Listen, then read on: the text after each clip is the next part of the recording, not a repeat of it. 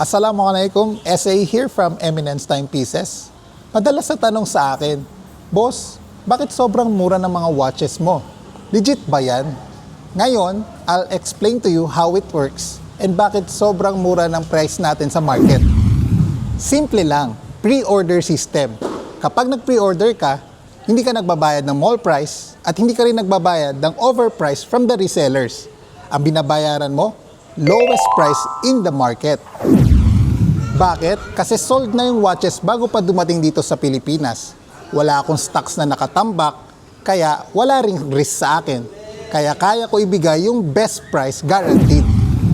At isa pa, I deal directly with authorized dealers overseas at wala akong mall rent or any other overhead expenses. Kaya yung savings sa'yo directly napupunta.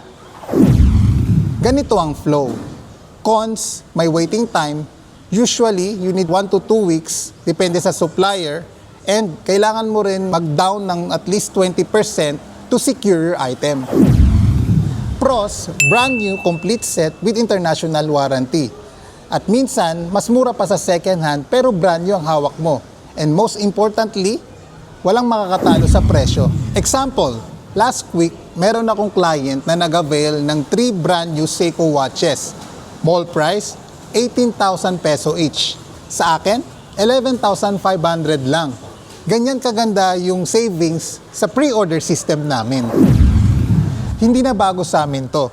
Since 2013, tumatanggap na kami ng pasabay at personal shopping overseas.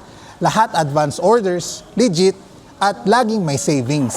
Ngayon, same trusted na system na ginagamit namin sa watches like Seiko, Casio, Rolex, at marami pang iba by request. At hindi lang watches kahit mga Apple products, gadgets, at mga branded clothings, kung ano man ang hanap mo, kaya naming i-source.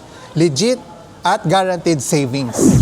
So ayun lang, message us for orders, Eminence Timepieces, every second counts. Masalam!